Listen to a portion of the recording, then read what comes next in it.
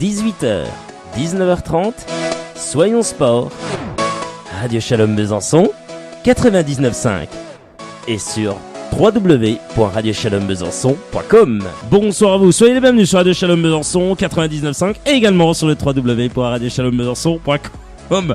Allez, vous êtes bien dans Soyons Sport en compagnie de Frédéric Chevassu du site allezsochaux.com et de Frédéric Fitch qui vous répond ce soir au standard. Bonsoir à toi mon cher Frédéric. Bonsoir Guillaume, bonsoir Fred et bonsoir à tout le monde. Ce soir au programme, nous revenons sur l'après-match entre Tours et Sochaux. Vous entendrez Albert Cartier, l'entraîneur sochalien, qui pointe certaines défaillances au niveau technique. Les Jaunets Bleus vont-ils se sortir de cette spirale négative en championnat? On attend vos réactions à l'antenne dès maintenant au 03 81 50 67 51.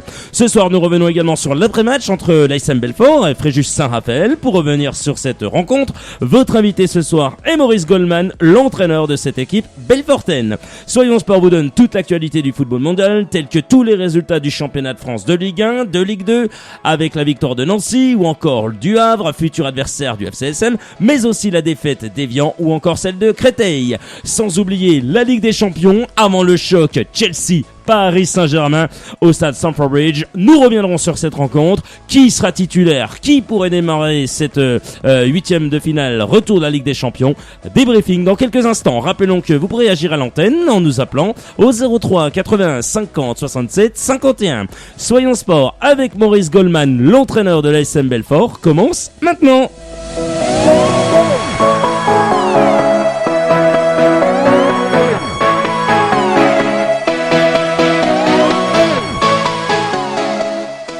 Et allez Frédéric, comme chaque lundi et chaque jeudi, on va s'intéresser à la région, notamment avec l'actualité sportive, avec notamment du football et bien d'autres sports. On t'écoute, qu'est-ce qu'il faut retenir? Eh bien, du sport, sans ce week-end, effectivement, un peu pluvieux et neigeux également. Eh ben allez, on va commencer par le football, avec le championnat de CFA, c'était la 20e journée. Et l'équipe de Sochaux, qui est pas très bien en point dans ce groupe B, recevait l'équipe de Mulhouse. Alors c'est vrai que la réserve sochalienne vient d'enchaîner 3 résultats nuls et se devait de réagir en recevant le FC Mulhouse. Mais dès la 3e minute, les visiteurs se mettent en évidence sur un coup franc de Rat. C'est Camara qui renvoie mal ce ballon. Bramia met une tête qui passe juste au-dessus des cages du portier sochalien. Alors Mulhouse est bien en place et pousse une équipe sochalienne passive en ce début de première période. À force de ne pas jouer de la part des Sochaliens, les Mulhousiens vont profiter d'un contre où Ra va mettre une belle frappe croisée et trompe Camara. 1-0 à la 19e, tout ça est bien logique. Alors Sochaux va réagir avec un centre de Thomas Robinet pour Gerber qui rate de peu sa frappe à la 22e. Puis c'est au tour de Gerber de rendre la pareille à Thomas Robinet, mais ce dernier frappe au-dessus des buts de Sommer. 35e. Alors Ramaré voit sa volée, lui s'envoler également à la 44e et à la pause, Sochaux est mené 1-0. Alors au retour des vestiaires, les Sochaliens vont être cueillis à froid suite à un corner et une combinaison entre Bramia et Kesha. Ce dernier trompe Camara, Mulhouse s'échappe 2-0. Alors Léo va réagir côté sochalien, mais le portier mulhousien Sommer est présent à la 50e. Alors Mulhouse maîtrise ce match où plusieurs professionnels sont alignés côté sochalien, de quoi se poser quelques questions. Alors, le FCSM va se procurer des occasions par Léo à la 59e ou encore Touré par 2 fois 70e, 71e et Robinet 75e, mais rien n'y fait. Alors, les actions tranchantes sont au bénéfice de Mulhouse qui aurait pu même corser l'addition par Jaffar en fin de match ou encore Dardouri. Alors, comme l'équipe première, la réserve sochalienne est avant-dernière dans ce groupe de CFA. Alors, ce groupe B, bien évidemment, elle est en grand danger. On peut se poser pas mal de questions quand on voit le nombre de professionnels alignés encore une fois dans cette rencontre. Mais à la finale, ça fait 2-0 pour le FC Mulhouse. Alors le match de Jura Sud face à Sarre-Union a été lui reporté. Alors, au classement, Sochaux est 15e et avant-dernier. Jura Sud est 7e avec 46 points mais un match en moins. Et Mulhouse 6e avec 46 points. Il y avait de la CFA2 au programme. Alors, on va commencer par le match amical. Donc 2 matchs avaient été remis, à savoir Pontarlier-Dijon et le Besançon FC face à Thiers. Alors les 2 équipes en ont profité pour effectuer un match amical. Lors de ce match amical de bonne facture, c'est le Besançon FC qui va ouvrir le score sur un bon centre de Michael Courteau. C'est Gégou qui place une tête et trompe le portier de Pontarlier. Alors le Cap va réagir par l'intermédiaire de Nico qui trompe le portier du BFC. Ça fait 1-1 à la 70e. Et la Zouzi va redonner l'avantage au Besançon Football Club suite à un tir croisé qui fait mouche. 2-1 à la 88e. Le BFC pense tenir sa victoire, mais sur un dernier corner, c'est Darocha pour Pontarlier qui va s'élever plus haut que tout le monde pour catapulter le ballon dans les buts du BFC. Et ça fait 2-2 à la 90e. Donc un bon match amical. Allez, il y avait aussi un match officiel cette fois-ci. C'était la 17e journée. C'était le Racing Besançon qui se déplaçait dans le Forez pour justement affronter l'équipe réserve de l'AS Saint-Etienne. Alors, Racing Man s'est déplacé dans le Forez, comme je l'ai rappelé, pour affronter la réserve de la SSE qui restait sur 5 défaites de suite, renforcée de 4 joueurs professionnels, dont Jesse Moulin, Jonathan Brison, Pierre-Yves Poloma ou encore Benjamin Cornier. Alors, ce sont les Stéphanois qui vont se montrer les plus dangereux dans ce début de match. Suite à une belle action commencée par Nordin, Cornier accélère dans la surface avant de se faire faucher par Victor Pillot. L'arbitre désigne le point de pénalty et c'est Poloma qui transforme l'offrande à la 10e. Le Racing va se procurer 2 occasions par Aminakar à la 15e et 17e sans pour autant arriver à concrétiser. Les Verts vont perdre sur blessure leur capitaine, Jonathan Brison, blessé à la cheville. Aminakar en profite pour se procurer encore 2 occasions à la 33e et 36e face à une équipe stéphanoise un peu sonnée par la sortie de son capitaine. À la reprise, les Verts vont se mettre à l'abri suite à une ouverture de Poloma. C'est Melo qui va tromper Caleras à la 58e. 6 minutes plus tard, c'est le défenseur central bisontin Arnaud Maire qui va rendre la balle à Rousset en pleine surface. Ce dernier ne se fait pas prier pour inscrire le 3e but de son équipe à la 70e. Steve Grand va avoir 2 occasions également à la 75e et 78e. Il va obliger le portier Moulin à sortir au devant de l'attaquant bisontin. En fin de match, Melo, sur une ouverture de Ghezali, aurait pu inscrire un 4e but pour la SSE, mais le portier bisontin Caleras lui enlève ce privilège. Alors au classement, le Racing Besançon est 7e avec 38 points à noter. Oui, bien sûr, comme le rappelait Fred, la présence de Christophe Galtier, l'entraîneur de la SSE. Alors en LR2, avant la LR2, parce qu'il y a Yves Nachin qui nous écoute et je trouve vraiment sympathique ce qu'a dit Yves. Écoutez, c'est très drôle parce que voilà, ça se jouait pas au stade Léo-Lagrange, Frédéric, le fameux stade où on ne peut jamais y jouer. Alors comme l'a dit si bien Frédéric, voilà, ça se joue à Saint-Etienne. Là, exactement, ça s'est joué à Saint-Etienne, mais pour que ça puisse se jouer, et il a raison, l'ami Yves Nachin. Non mais c'est vraiment très très drôle ce qui m'a mis et vous allez rigoler, je vous assure, ça vaut le détour. N'oubliez pas de parler d'acheter une moquette pour le stade Léo-Lagrange, promo à Saint-Maclou. Frédéric, on change la moquette. On est obligé de citer toutes les marques. Écoute, tant pis, c'est pas grave. Allez. Oui, c'est sûr qu'il va falloir réfléchir à ce qu'on va faire exactement de la pelouse du stade Léo-Lagrange, parce qu'il y a beaucoup de matchs reportés, que ce soit pour le Besançon FC ou pour le Racing Besançon. Donc c'est sûr que c'est un peu plus compliqué. Le Besançon FC va d'ailleurs se retrouver en une semaine à jouer 3 matchs. Donc c'est sûr que c'est pas évident après de trouver des dates. Allez, en LR2, le match entre le SC Clémenceau, actuel leader du groupe A en LR2, et Bar a lui été remis. Allez, on va parler un peu de la réforme du football amateur. Vous savez on sait que les réformes avancent en ce qui concerne le football amateur français. Il va y avoir des changements d'ici 2017 pour les championnats nationaux. Alors, cette réforme vient d'être présentée au président de ligue et va bientôt l'être au président de district. Alors, qu'est-ce qui va se passer ? Le championnat du national va rester, lui, à 18 clubs, tout comme le championnat de CFA. Donc, c'est composé de 4 groupes de 16 actuellement. Alors, les changements vont arriver surtout du côté de la CFA2. Il devrait y avoir 12 groupes au lieu des 8 actuellement. Donc, ce qui va faire 56 clubs de plus. Donc, c'est-à-dire, au lieu de 112 actuellement, on va passer à 168. Alors, qu'est-ce qui va changer également ? Les noms devraient changer. Le national deviendrait National 1, la CFA National 2. Et le CFA2 s'appellerait quant à lui CFA. Donc pour bien comprendre, ça va pas être simple. Alors la montée va changer également avec 12 groupes. Donc c'est le premier qui évoluait en National 2, alors que les meilleurs seconds, comme c'est déjà le cas aujourd'hui. Par contre, au niveau des dotations, c'est sûr que on peut se demander si la FFF va pouvoir indemniser les 56 clubs. On parle de 30 000 € quand on est en CFA2. Alors ce qui est nouveau, c'est que le groupe ex-CFA2, donc c'est l'ancienne appellation et futur CFA. Lui, il va être composé de 14 clubs de la même ligue. Alors, il faut comprendre aussi qu'une région administrative correspondrait à un même groupe, sauf en Corse ou en région Méditerranée qui risque d'être ensemble. Alors, la CFA, ex-CFA2, va sans doute être gérée par la Ligue Bourgogne-Franche-Comté ou Franche-Comté-Bourgogne. Ça dépend comment. Si on est franc-comtois ou bourguignon. Voilà, c'était un petit clin d'œil. Alors, par contre, il va y avoir 14 clubs en CFA2, donc futur CFA. Et le nombre de descentes de CFA2 en DH va être modifiable suite au nombre de clubs dans cette ligue qui vont descendre de CFA en CFA2. Ça devient très compliqué. Alors la FFF laissera le choix à chaque ligue de pouvoir déterminer les modalités d'accession en championnat de France. Alors, il faut souligner aussi qu'il devrait y avoir pas loin de 24 montées. Bon, la réforme, autrement dit, va sans doute révolutionner les championnats régionaux dès la saison prochaine.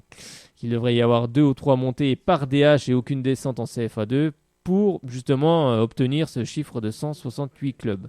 Bon, j'espère que vous avez tout compris. Maintenant, à vos cahiers, place à l'interrogation écrite. Vous avez 2 heures. C'est sûr que ça va pas être simple, mais il y aura sans doute beaucoup plus de clubs. Allez, on en profite pour saluer François qui nous écoute ou encore notre ami. Alors oui, Frédéric Fitch, attendez, ne soyez pas trop pressé. Il est vraiment pressé effectivement et on continuera effectivement l'actualité. Frédéric, Christophe qui nous écoute. Il y a également François, comme je l'ai dit. Il y a Jean-Pierre Depot et puis j'en profite également pour dire à Ibn Hachim bien que oui.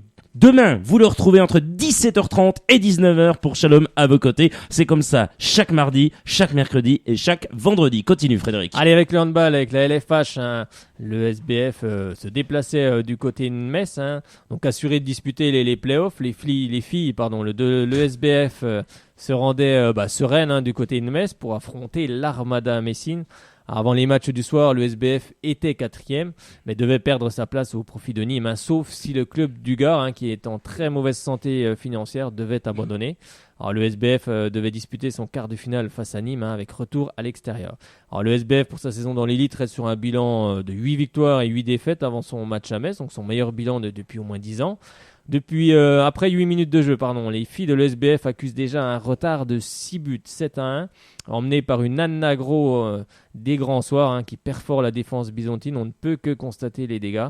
14-4 à la 15e, puis 18-7 à la 23e. Alors le score s'alourdit de plus en plus, sans doute un manque de concentration, suite à la qualification acquise aux dépens de Nice la semaine dernière. 29-13 à la 44e. Alors la jeune Pauline Robert, 19 ans, va pour sa première participation à un match dans l'élite, signé un 4/4. Alors Raphaël Tervel en profite pour lancer ses jeunes pousses, comme Mathilde Lauriard et Nelly Plazanet. Ce qui permet aux Byzantines de mieux résister, 30-19 à la 49e. Alors au final, les Byzantines s'inclinent 37-27. Score logique, tant Besançon n'y était pas dans ce match. Maintenant, place au play-off. Début avril. Allez, avec la nationale 1F, c'était la 15e journée. Vesoul recevait Sainte-Maure 3 et Vesoul s'est imposé 33-21. Première victoire pour Vesoul, donc c'est à souligner. Alors que Palante recevait Sambre-Avenois et c'est Sambre-Avenois qui est venu s'imposer du côté de Palante 34-25. Alors au classement, Palante est 7e avec 27 points et Vesoul est 11e et avant-dernier avec 19 points. Si je leur enlève un point, elles vont pas être contentes. Pas vraiment, Frédéric. Allez, en Pro D2, c'était la 17e journée. Et le GBDH recevait l'équipe de Célestat après sa défaite à Massy la semaine dernière. Les Byzantins avaient besoin de réagir face à une belle formation de Célestat qui est souvent habituée à jouer dans l'élite. Après un superbe début de saison, on se doutait que cette équipe avait les capacités pour retrouver son handball. On a retrouvé sur ce match l'esprit guerrier et on le sent depuis le début avec un 6-2 à la 12e. Mais Célestat ne lâche rien et revient au score 7-6 à la 20e, mais avec un Komnenovic de feu, 40% d'arrêt à la pause. Le GBDH vire en tête 11-9. Au retour des vestiaires, les Alsaciens accrocheurs revenaient à égalité 15 partout à la 40e. Il faut compter sur Bolaer Seeman qui au 9 mètres font mal à cette équipe de Célestat pour repasser en tête 23-20 à la 56e. Alors le GBDH va alors déployer toute sa force en défense avec une grosse intensité et un public de feu qui avait bien répondu à l'appel avec pas loin de 3000 personnes, décidé lui aussi à ne pas lâcher cette équipe byzantine et cette victoire qui se dessinait. Alors un public debout et le GBDH qui s'impose et qui fait taire les critiques. On a retrouvé le GBDH du début de saison, car c'est comme ça qu'on l'aime. Et victoire bien évidemment du GBDH 25-22. Et Mulhouse, quant à lui, se déplaçait du côté de Saran, et Mulhouse est allé s'incliner 35-30. Alors au classement, le GBDH est 8e avec 36 points, à une petite encablure du top 5, et Mulhouse 7e avec 36 points. Et ben, je crois que non, il y avait encore il y avait du basket. En bref, du basket avec la nationale 2M, le Bezac qui se déplaçait du côté de Jeuf. Et c'est le Bezac a pris une petite déculottée, 93-63. Le Bezac 10e avec 26 points. Et en Coupe nationale futsal, on en avait parlé ici avec, je crois que c'était, je n'ai plus son prénom, je crois que c'est son nom, Pepio. Le jeune Pepio, qui joue du côté de l'AS Bavilliers. Et finalement, le Sporting Club de Paris a battu l'AS Bavilliers 10-4. Donc, bravo quand même aux joueurs de l'AS Bavilliers pour ce joli parcours. Allez, on traille maintenant. Thibaut Barognon du Team Salomon était parti pour faire un podium du côté de la Trans-Grande Canaria. Et finalement, il a gagné après avoir parcouru les 43,7 km. Alors, prochain objectif pour lui, le Wings for Life World Run au départ de l'Afrique du Sud le 8 mai. Et ce sera tout. Ça sera tout. Allez, merci pour toutes ces infos, Frédéric. Dans quelques instants, Lionel est avec vous. J'en profite pour saluer Alessandro qui nous écoute. Effectivement, bonsoir à toi, mon cher Alessandro. Lionel est avec vous pour parler de l'actualité jaune et bleu. On écoutera l'entraîneur socialien Albert Cartier dans quelques instants. Toute l'actualité des jaunes et bleus, c'est sur Radio Shalom Besançon.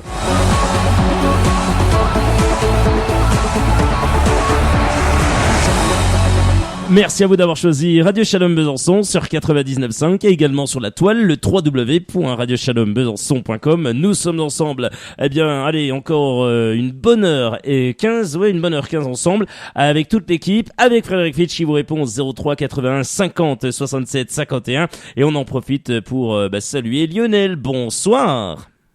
Bonsoir Guillaume, bonsoir Fred. Bonsoir. Comment ça va Lionel? Ça va, je suis en vacances.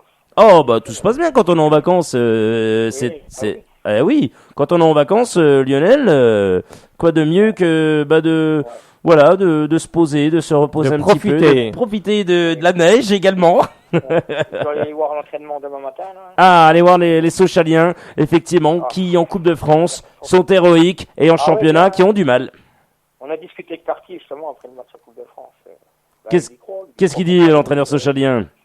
Il croit qu'on peut aller au bout, mais bon, moi comme je lui ai dit, c'est le championnat, on n'avance pas en championnat, on a un parcours vraiment de relégable là, ce coup-ci.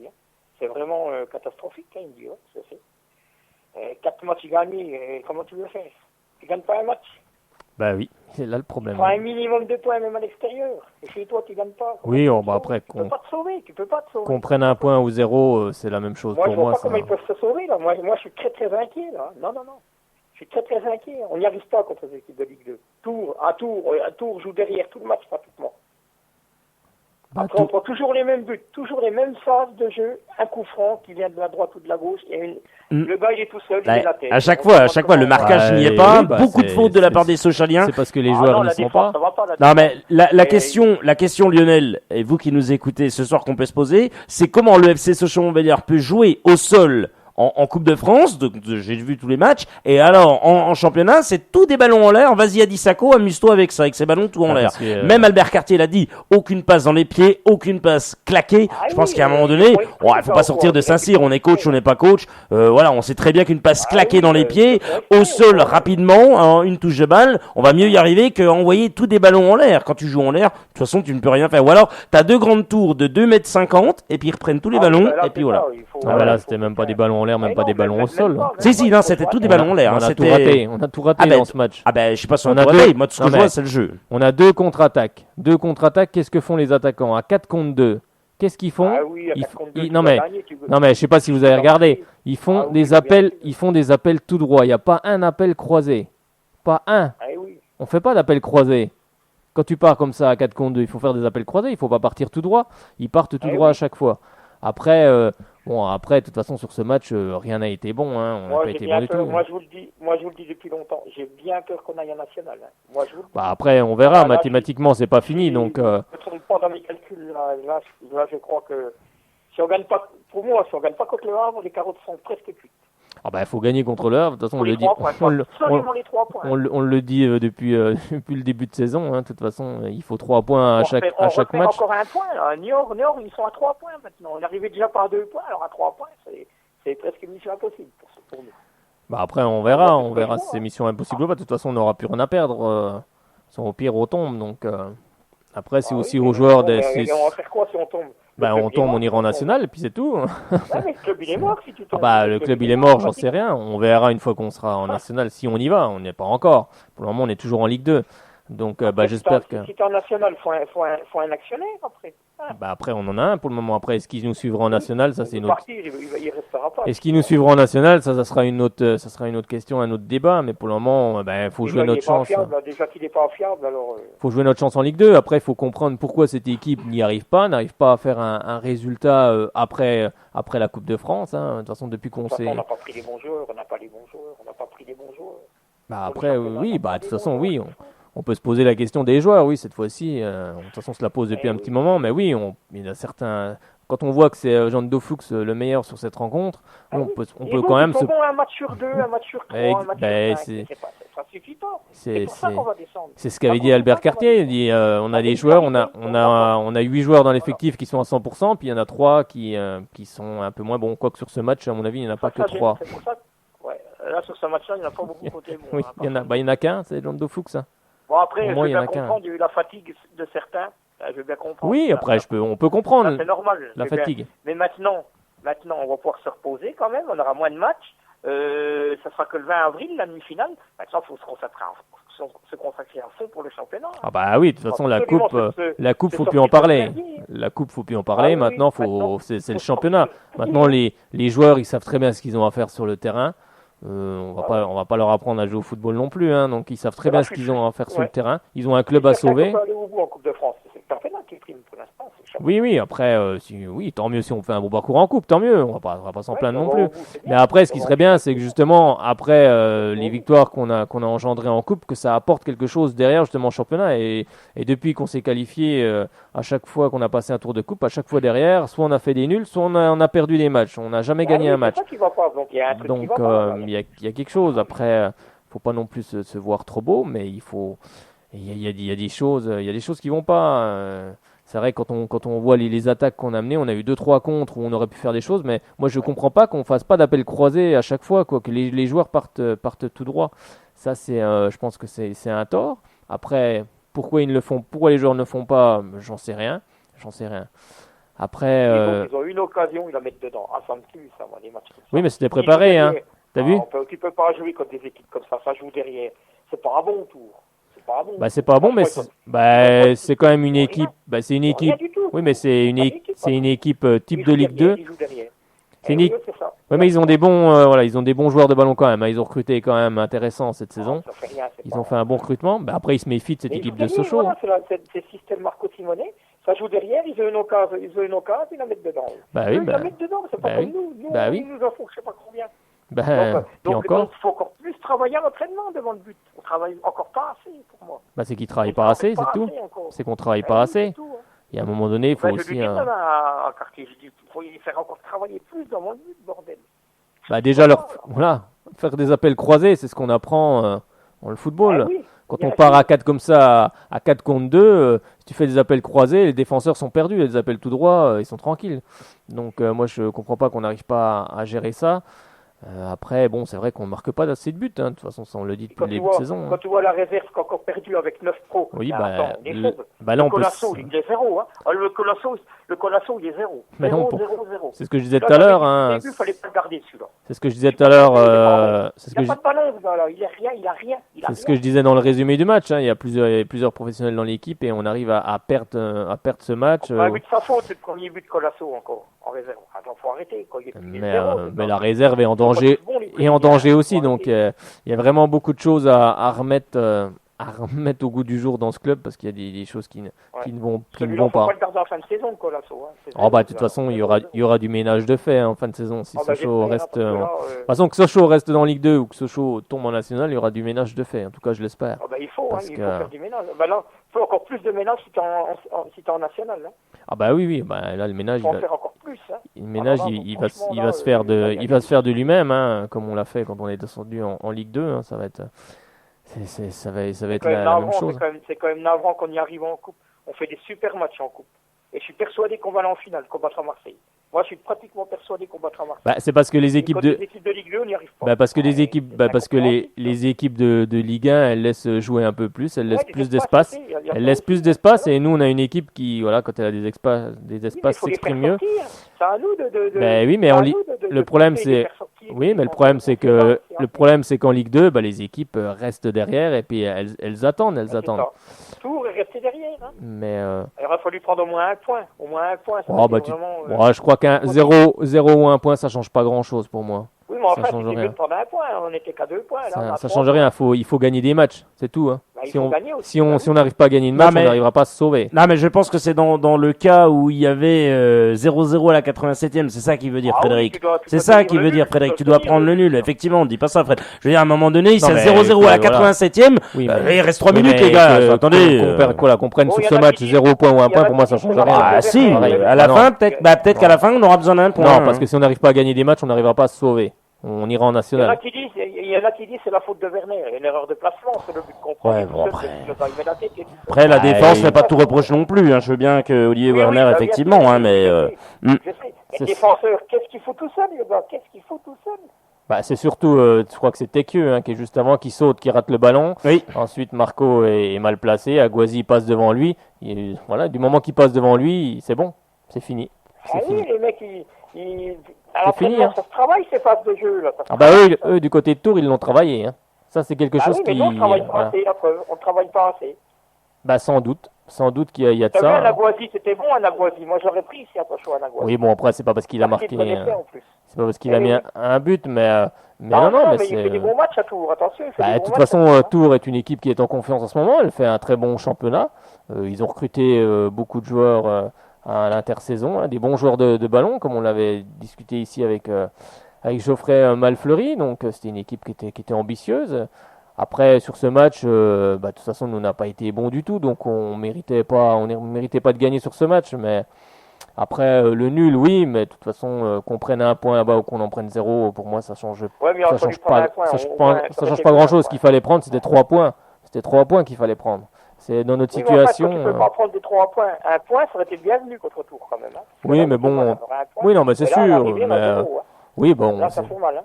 Oui, mais toi, ce que je veux dire, c'est que 0 ou 1 point, ça va pas changer grand-chose. Si on sait pas, si on n'arrive pas à gagner de match, on n'y arrivera pas. C'est ce que j'ai dit à Cartier, on n'avance pas. On n'y arrivera pas. On n'avance pas. Il faut gagner, on n'y arrivera pas sinon. Bon, on verra si face au Havre, on gagnera. En tous les cas, on vous remercie infiniment, Lionel, pour votre appel. 2 matchs de suite si on veut s'en sortir. Je pense qu'il faut gagner le plus de matchs qu'on peut pour s'en sortir, parce qu'effectivement, faire une série. Voilà, il faut faire une série, comme tu le dis si bien, un petit peu à l'image de l'AC Ajaccio, qui a réussi à faire sa série. Lionel, on vous souhaite une excellente soirée du côté de Montbéliard, tout de même, et bien sûr, ils en ont plus que besoin en ce moment. Allez! Sochaux. Bien sûr, Lionel. Bonne soirée. Allez, dans quelques instants, bien entendu, Maurice Goldman est avec vous, l'entraîneur de l'ASM Belfort. On va passer un bon moment, j'en suis sûr. Et puis, on écoutera l'entraîneur sochalien dans la seconde partie, Albert Cartier, l'entraîneur sochalien qui revient sur cette rencontre, notamment face à cette équipe de Tours, de Marco Simonet, une équipe qui a été quand même qui était joueuse plutôt derrière, c'est vrai, on peut notamment le dire, et comme l'a dit Lionel notamment, une équipe qui était plutôt acculée derrière. C'est eux qui ont les plus grosses occasions. Après voilà, même s'ils étaient derrière, ils ont quand même eu des occasions. Une tête de Santa Maria qui finit sur la barre transversale, c'est quand même eux qui ont les plus grosses occasions dans ce match. Donc après, c'est pas non plus immérité que Tours remporte ce match. Après, c'était à nous de faire ce qu'il fallait justement pour que la tendance s'inverse et qu'on reparte avec les 3 points. En tous les cas, les 3 points, on espère qu'ils seront là la semaine prochaine. C'est très très important pour les jaunes et les bleus. C'est même capital. Il va falloir gagner face à cette équipe havraise qui continue son avance, bien entendu. Bon, on verra ce que ça va donner au Stade Bonal ce vendredi à 20h. Merci à vous d'écouter Radio Shalom Besançon et également Radio Oméga sur 99 et sur www.radioomega.fr. Dans quelques instants, si vous venez de nous rejoindre, Maurice Goldman, l'entraîneur l'entraîneur de l'ASM Belfort va être avec vous. On va revenir avec lui sur ce match face à Fréjus Saint-Raphaël. Faut pas que je mette Saint-Fréjus, mais Fréjus Saint-Raphaël, ça va beaucoup mieux face à cette équipe de l'ASM Belfort. Est-ce que Belfort, pour lui, il est satisfait de ce 0-0 à domicile au Stade Sarzéan? On va voir ça d'ici quelques instants. Frédéric Choissu, on donne l'actualité bien sûr qui concerne Belfort et ses alentours, et ensuite Maurice Goldman est avec nous. On t'écoute, Fred. Bah oui, on va commencer par le football et cette 23e journée entre Belfort et Fréjus. Alors c'est vrai qu'avant le coup d'envoi, beaucoup se sont demandé si cette rencontre entre Belfort et Fréjus Saint-Raphaël allait bien avoir lieu, tant la pelouse de Sergent était gorgée d'eau. Mais à l'aide des raclettes, l'eau a été repoussée et l'arbitre de cette rencontre donne son feu vert. Alors ce sont les visiteurs qui se mettent les premiers en évidence avec une occasion pour Gendré à la première minute. Alors Belfort va emboîter le pas avec une occasion suite à une frappe de Couturier qui oblige le portier Deneuve à mettre le ballon en corner dès la 2e minute de jeu. Alors Belfort sur un bon ballon en profondeur de Barros pour Brian Babi. Mais il a fallu que le portier de Fréjus sorte pour dégager ce ballon à la 16e minute de jeu. L'ASMB est dominateur au milieu de terrain, il manque juste la finition, mais l'envie est là pour les locaux. Alors Fréjus est bien présente elle également, ce qui donne un match assez agréable. Mais attention avec une belle occasion encore de Gendré qui oblige Véron à détourner du pied à la 33e. Juste avant la pause, les Belfortins vont se voir sanctionnés suite à l'expulsion de Barros, 41e, suite à un tacle sur Aignan. L'arbitre expulse le joueur Belfortin, un peu sévère tout de même. Il avait déjà été expulsé au match aller. Décidément, Fréjus, c'est pas trop pour lui. Alors Maurice Goldman décide de faire rentrer Bâle en lieu et place de Houry à la 46e pour renforcer sa défense. À la pause, les deux équipes se retrouvent à égalité au score, mais pas au nombre de joueurs où les Belfortins vont jouer à 10 contre 11 en seconde période. À la reprise, Fréjus a bien failli ouvrir le score suite à une reprise de Constant à la 48e qui vient flirter avec les montants de Véron. Mais Belfort va réagir avec Babi qui va défier le portier de Neuve, mais ce dernier sort à propos et récupère le ballon à la 51e. Alors Fréjus sur corner va avoir une grosse occasion également grâce à Diarra Souba qui a le but grand ouvert, mais il ne cadre pas heureusement pour la SM Belfort, 56e. Alors l'infériorité numérique commence à se faire sentir du côté de Belfort et Fréjus l'a bien compris en accélérant. Belfort résiste bien et va se procurer une énorme occasion avec Couturier qui change le jeu et trouve Babi qui s'en va défier Deneuve, mais encore une fois l'attaquant de la SMB rate son duel avec le portier de Fréjus, 69e. À l'entrée du dernier quart d'heure, Belfort défend face à une équipe de Fréjus qui semble décider à préserver ce match nul, ce qui arrange bien les Belfortins. En score final 0 partout. Alors, dans les autres matchs, Strasbourg a battu Épinal 2-1 et Colmar est allé s'imposer du côté du CA Bastia. Au classement, Belfort est 6e avec 31 points, Strasbourg 2e avec 40 points et Colmar 16e avec 22 points. A noter que le match face aux Herbiers devrait se jouer le vendredi 25 mars à 18h30 en raison de France-Pays-Bas, et à savoir également que Colmar-Boulogne aura lieu en même temps. Allez, on va parler du handball avec la Nationale 1 et le Beaube qui se déplaçait du côté de Gien. Alors les Belfortins se devaient réagir après 3 matchs sans victoire. Avec ce déplacement du côté de Gien, il a fallu attendre 9 minutes pour que Belfort débloque son compteur par Touré avant que Vaduvan n'arrache l'égalisation, 4-4 à la 15e. En seconde période, les Belfortins vont prendre un petit avantage de 2 buts, 13-15 à la 33e. Mais Saint-Cyr va repasser en tête, 17-16 à la 36e. Alors Belfort reviendra à une longueur 22-21 avant de s'effondrer et finalement s'incliner 32-27. Au classement, Belfort est 4e avec 30 points. Eh ben voilà mon cher Frédéric, tout est complet. On va bien sûr revenir dans quelques instants avec l'entraîneur de cette équipe de l'ASM Belfort qui recule au classement, c'est vrai, avec des matchs, notamment un match qui doit se rejouer effectivement, puisque il n'a même pas pu se jouer du tout, donc il a été reporté tout simplement, un petit peu à l'image du Racing Besançon, du BFC ici dans la capitale comtoise, c'est vrai. En tous les cas, on va revenir sur cette équipe de l'ASM Belfort avec l'entraîneur belfortin Maurice Goldman. On va revenir sur le parcours de cette belle équipe. Effectivement, avec lui, on va parler tactique, technique, on en est sûr. On va débriefer ce 0-0, bien entendu. Eh bien, ça tombe bien, je regarde un petit peu autour de moi. Et d'ailleurs, on rappelle que vous pouvez nous écouter sur Radio Shalom Besançon, sur 99.5, sur www.radioshalombesançon.com et également sur Radio Omega sur 90.1, bien sûr. Et puis également sur www.radioomega.fr, bien entendu. Eh bien, ça tombe bien, nous avons dans une petite seconde le coach de l'ASM Belfort, Maurice Goldman. Guillaume Sauté vous accompagne sur Radio Shalom Besançon 99.5. Merci de nous avoir choisis. 18h35, allez, encore une petite heure ensemble et on va donc accueillir l'entraîneur de cette équipe de l'ASM Belfort, Maurice Goldman. Bonsoir à vous, Maurice. Bonsoir. Bonsoir. Comment allez-vous? Ça va, pour une fois on n'a pas perdu ce week-end, donc tant mieux. Ça commence déjà bien. On va se contenter de peu, mais c'est déjà pas mal. Alors, ça commence déjà bien. Oh, ça va parce qu'on n'a pas perdu. Non, mais c'est vrai que vous n'avez pas perdu ce week-end. Vous faites 0-0. On va revenir, bien entendu, sur cette rencontre. Vous étiez leader du national à la trêve. Est-ce que... il y a longtemps, oui. Oui. Est-ce que vous auriez pu l'imaginer au début de saison, quand même? Non, c'est vrai, vous avez raison. On était en surchauffe au début de saison. Si on nous avait dit qu'on serait leader à la trêve, c'était impensable. Mais on l'a fait quand même, donc voilà. Et justement, quand avez-vous pris conscience que cette équipe avait justement des grosses possibilités? Écoutez, au fur et à mesure des résultats, parce que quand vous faites, je sais plus, on avait une dizaine de matchs sans défaite, on s'est dit finalement, on n'est pas si mauvais que ça. On avait peur quand vous montez et qu'on voyait la qualité du niveau national du championnat. On avait un peu peur, et puis les résultats venant, on a accumulé de la confiance. Et puis finalement, à la trêve, on se retrouve premier. Bon, après, ça s'est un peu gâté quand même. Depuis la trêve, on a quelques difficultés. Mais bon, ce qu'on a fait, on peut plus nous l'enlever. Les points qu'on a, heureusement qu'on les a. Oui. Alors, Belfort est dans le dur actuellement, avec aucune victoire pour l'instant en 2016, avec un match en moins contre les Herbiers quand même, rejoué le 25 mars à 18h30. L'effet de surprise n'est plus à Maurice. Ouais, c'est vrai. C'est vrai qu'une des raisons pour lesquelles on est moins bon, c'est que les équipes se sont rendues compte de la façon dont on jouait et ils nous ont contrés. Et puis nous, on n'a pas trouvé la solution. Pour essayer de changer un peu notre façon de jouer. Mais bon, c'est vrai que c'est compliqué. Ouais. On a l'effet de surprise, comme vous dites, c'est arrêté à la trêve. Alors c'est vrai que contre Béziers, vous aviez justement piqué une grosse colère. Est-ce que ça a porté ses fruits sur vos joueurs?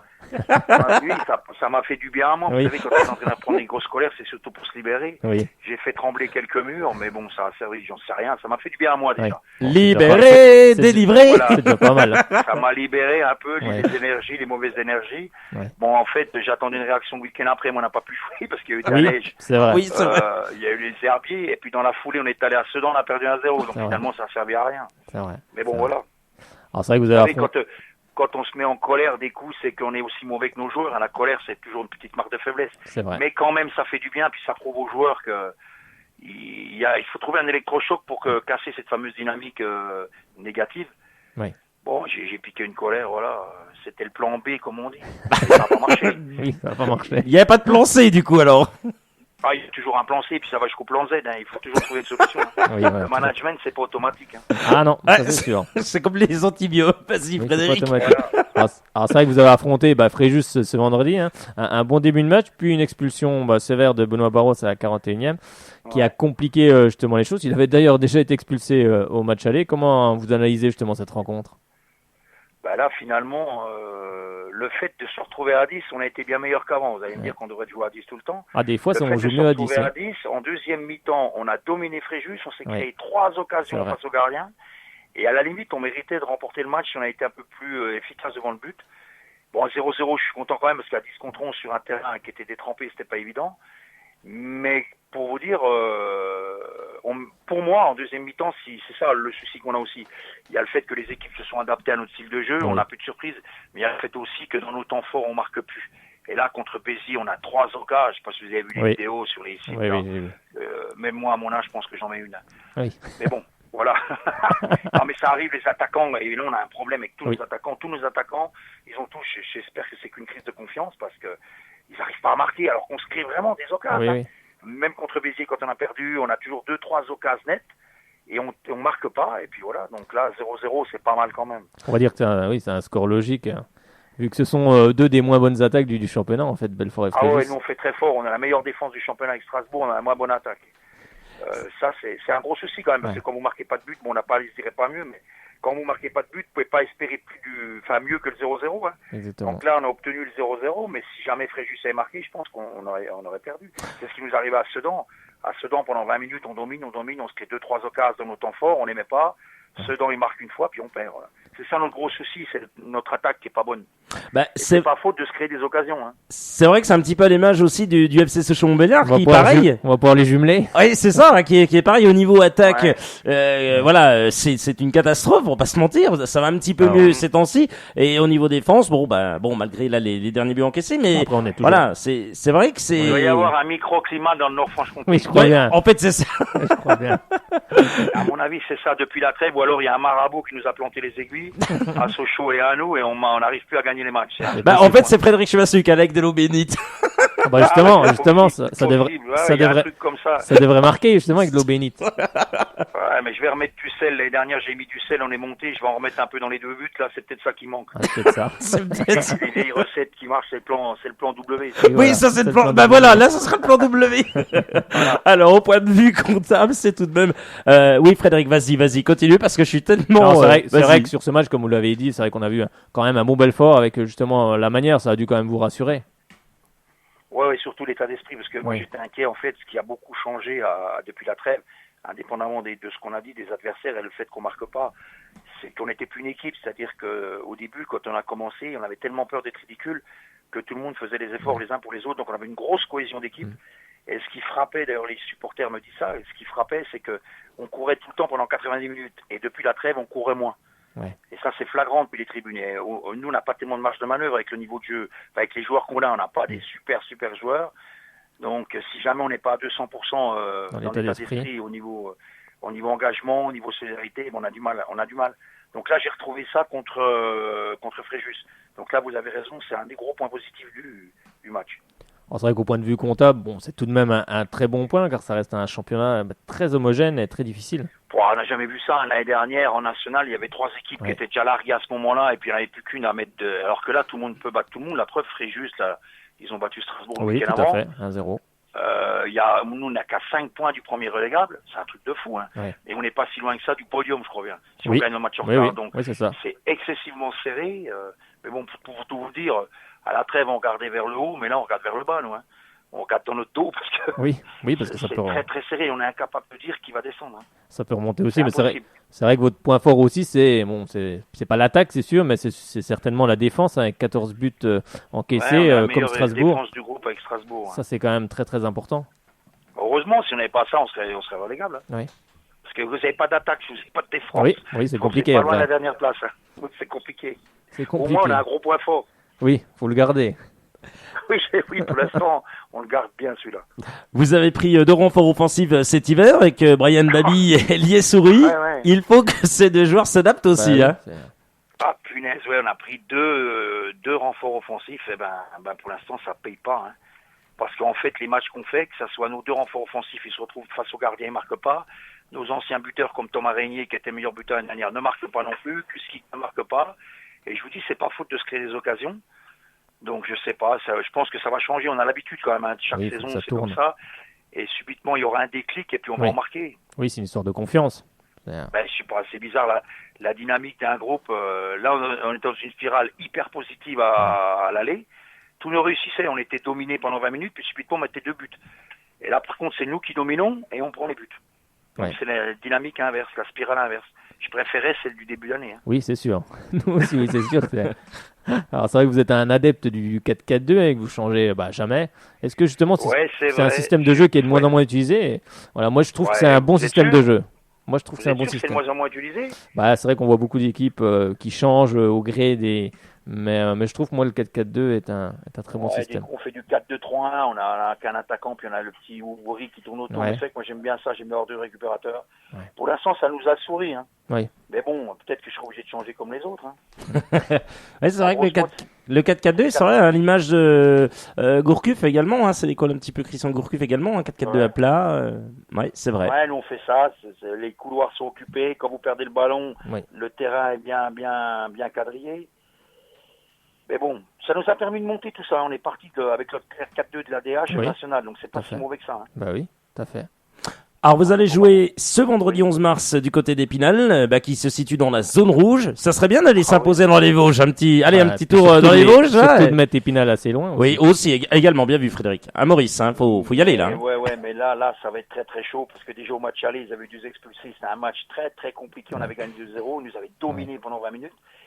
Et là, ils sont vraiment mal barrés. Mais moi, je vous dis, si on peut aller là-bas, puis déjà, de faire un nul, c'est intéressant, parce que quand vous faites un nul contre un mal classé, vous maintenez l'écart. Oui, Comme là, tout à fait. Fréjus, ils avaient 10 points, on le maintient. Oui. Donc déjà, si on peut faire un nul là-bas, parce qu'on a déjà relancé Béziers, on a relancé Sedan, Oui. on va quand même pas relancer Épinal. Hein. Oui, puis Sedan marche bien depuis. Hein.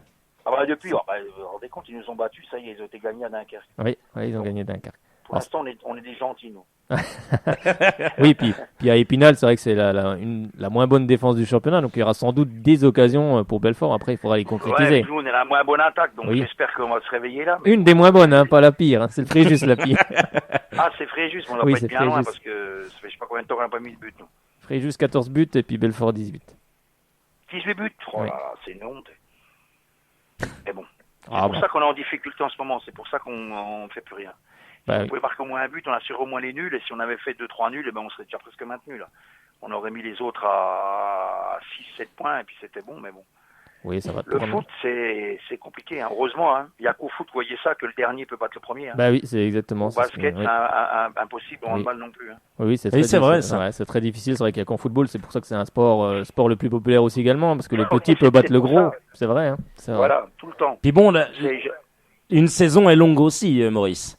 Ouais, surtout la saison de nationale. On m'avait dit qu'elle était très longue, on m'avait dit que c'est un deuxième championnat, mais j'ai compris là, c'est vraiment très très long. Hein.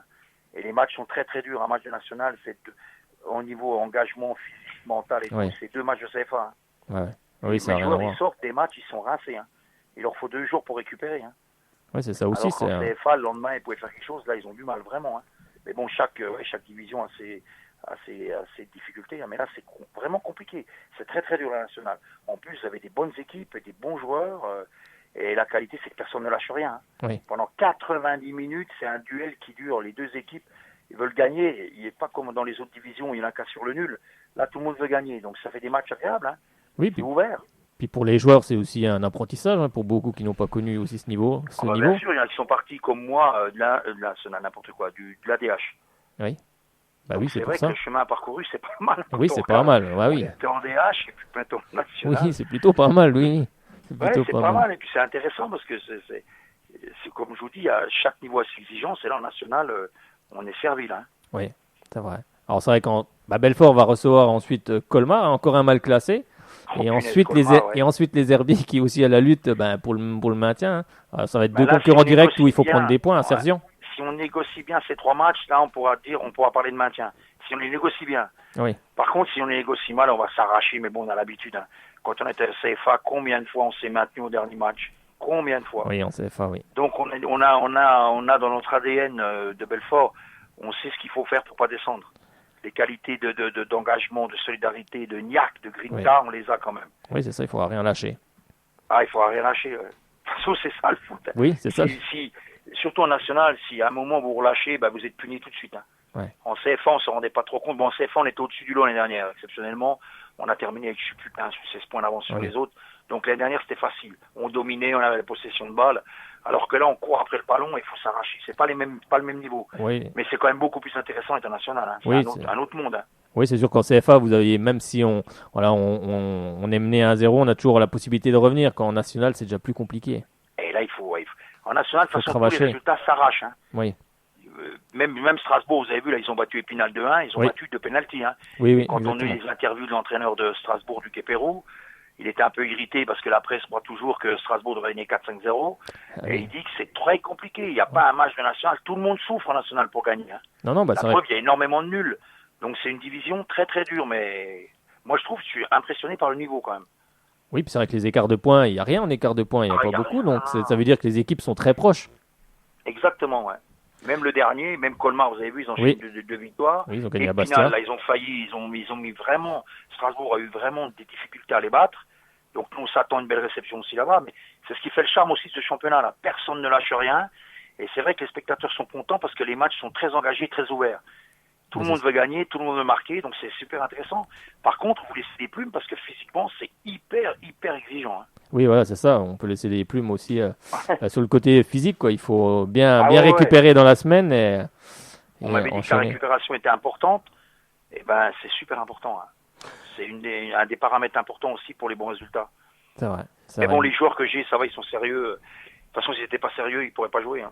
Oui, exactement. Après, il faut un bon groupe. Et c'est vrai qu'à Belfort, on voit qu'il y a un bon groupe. Tiens, il y a une question de François. Elle est plutôt pas mal, cette question de François, un auditeur. Pour vous, Maurice, il me demande de vous demander pourquoi, il dit pourquoi ces joueurs, donc en parlant de vos joueurs, à la Méno ont eu du mal. Peut-être un problème de public ou pas? Ont eu du mal. Je connais pas cet auditeur, mais il n'a pas vu le bon match. Hein. Les 20 premières minutes, je suis peut-être pas objectif, faut que je fasse attention, je dis. Les 20 premières minutes, il n'y a que nous sur le terrain. Il n'y a que nous. Parce qu'on est allé les chercher. Et on a failli marquer, on n'a pas marqué. Après, ils ont marqué un but, c'est vrai. Blaillac nous a fait mal. En fait, la raison, c'est que leur attaquant qui s'appelle Blaillac, il nous a bouché. Ouais. Très très bon, Jérémy Blaillac. Ouais, très très bon, très très bon. Et après, à 1-0, on pousse. C'est vrai qu'ils sont meilleurs que nous, mais on a une occasion par Thomas Régnier qui met une tête, il est tout seul. Il la met à côté. Et puis finalement, les meilleurs ont gagné. C'est vrai que c'était plus fort que nous. Bon, là, j'exagère toujours un peu, mais c'est vrai que Strasbourg, sur ce match-là, si on avait pu marquer les premiers, on les aurait plus inquiétés que ça. Mais à l'arrivée, le plus fort a gagné, voilà.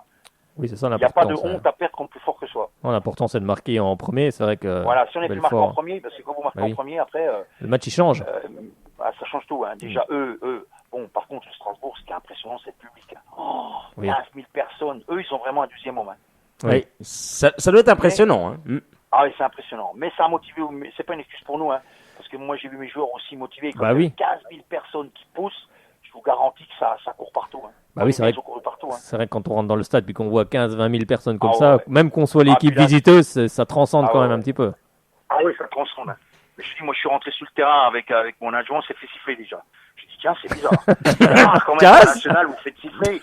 En fait, je me dis, tiens, ils me reconnaissent. Non, ils m'ont pas reconnu parce que j'avais le survêtement de Belfort, c'est tout, qui n'a pas la même couleur que les autres. Et dès qu'il y avait un survêtement comme ça qui rentrait, on se faisait siffler. Mais au contraire, de nous inhiber, non, ça nous a motivés. Hein. Oui, ça transcende. C'est pour ça que Strasbourg a du mal à la maison, bien qu'ils gagnent tout quand même, mais ils ont du mal parce que les équipes qui jouent à la Méno devant 15 000 personnes, je peux vous garantir que ça motive. Hein. Et au contraire, ça motive autant Strasbourg que les équipes adverses. Oui. C'est pour ça que ça fait, mais c'est quand même grandiose de jouer devant 15 000 personnes, vous vous rendez compte? Ah bah en national, oui, c'est énorme. Ça arrive pas souvent pour les joueurs. Il y a même des stades de Ligue 1 qui ont du mal à remplir avec 15 000. Puis que vous voyez Strasbourg, c'est plein, quasiment, c'est énorme. 15 000, vous vous rendez compte? Et le lendemain, la semaine après, j'avais été voir Sochaux, je sais plus quoi, il y avait 3 000. Non mais, bon là par contre, contre Nantes, il y avait 10 000 quand même. Là, Sochaux-Nantes, il y avait 10 000. Puis Marseille, il y en aura peut-être 17-18 quand même, côte Marseille. Ah bah là, côte Marseille, je pense que ça sera blindé, le stade, il sera comble. Il y a un public à Sochaux, mais c'est comme nous. On dit qu'il n'y a pas de public à Belfort. Quand on était premier, on faisait 2000 personnes. C'est incroyable, hein? Bah oui. Il y avait du monde. Les gens, de toute façon, ils ne viennent que quand il y a des résultats. Bah oui, une fois qu'on a compris ça, voilà. C'est ça. Non, mais il y a un public à Belfort. Moi, j'y croyais pas, hein, mais quand on a vu, nous, on est allé à Strasbourg, on avait 300 personnes qui sont venues nous supporter. Là. Oui, j'ai vu ça sur les réseaux sociaux, c'était très bien. Ouais, donc ça, c'est impressionnant. Donc ça fait un plus quand même. C'est que du bonheur quand même. Hein. Bah oui, oui, ça fait un plus. C'est encourageant, ça motive, c'est vrai que c'est pas mal. C'est vrai que vous avez raison, c'est vrai que souvent le public vient quand il y a des résultats, c'est un peu dommage. C'est un peu dommage. C'est un peu dommage, mais c'est là, il faut pas pleurer, il faut avoir des résultats. Non, exactement, il faut tout ça pour obtenir des résultats. Il faut intégrer le truc. Oui. Il y a tellement de sollicitations, vous êtes supporter lambda, vous avez vu ce que vous avez à la télé, vous avez vu, et vous allez au stade que si ça vaut le coup. Oui. Et nous, finalement, comme on faisait des gros matchs, on gagnait beaucoup de matchs, ça jouait beaucoup, le bouche-oreille a fonctionné, puis on a fait, je vous dis, 2000 personnes en moyenne. Voilà, maintenant, il y a moins de monde, parce que on est moins bon, et les conditions atmosphériques sont difficiles sur Belfort. Hein. C'est vrai qu'en ce moment, vous ne vous rendez pas compte, aujourd'hui, on a encore de la neige, nous. Hein. Vous en avez à Besançon? Oui, il y en a eu aujourd'hui. Si, il y en a eu. Puis moi, j'habite pas Besançon même, mais effectivement, il y en a. Oui, je peux vous le dire. Alors que nous, depuis 3 semaines, on fait une semaine de neige, de salle, de tout, on fait des sorties raquettes. On a du mal à s'entraîner. Oui, c'est ça aussi la question que on aurait pu poser, effectivement, comment ça se passe quand il y a de la neige comme ça, pour pouvoir proposer aux joueurs des séances d'entraînement, parce qu'on sait que c'est difficile pour eux également. Il faut les motiver, il faut réussir aussi à les motiver, parce que... c'est le système D, hein. Voilà. Des rouilles ou des merdes, vous faites comme vous voulez, vous prenez les deux noms. on fait un peu de tout, on fait du synthétique, mais quand il y a de la neige, on fait de la salle. Le week-end dernier, avant le match, là, on avait fait une sortie raquette au ballon parce qu'il y avait 1 mètre de neige. Quand on peut pas rien faire, on court dans les rues. Bon, tous les entraîneurs ont fait ça. Hein. Ouais. Le tout, c'est de faire quelque chose, voilà. Mais il y a toujours moyen de faire, hein, même dans la neige. Hein. Oui, il y a toujours trouvé. Finalement, moyen. Finalement, c'est pas une excuse parce que moi, depuis que j'entraîne Belfort, ça fait 12 ans. Il y a toujours de la neige à Belfort. Hein. Ah, ça n'a pas changé. L'année dernière, à cette époque-là, on avait 4 matchs en retard, nous, parce qu'on ne pouvait pas jouer, il y avait trop de neige, donc ça ne nous a pas posé problème l'année dernière. Voilà, donc faut intégrer ça. Mais c'est vrai que je parlais des supporters. C'est difficile de venir au match quand il fait 0, -2, -3, c'est pas pareil. Hein. Ah, c'est différent, c'est vrai, c'est différent. Mais bon, si on était premier, même avec des températures comme ça, je pense qu'on aurait autant de monde. Et je vous dis, le seul truc que j'ai appris cette année par rapport au public, c'est si vous faites des bons résultats, puis que les équipes se mouillent le maillot, comme on dit, oui. Eh ben vous avez du monde. Hein. Bah oui, il faut au moins mouiller le maillot, après, c'est sûr. Voilà, dans les régions où on est, il vaut mieux mouiller le maillot. Hein. Oui, c'est mieux.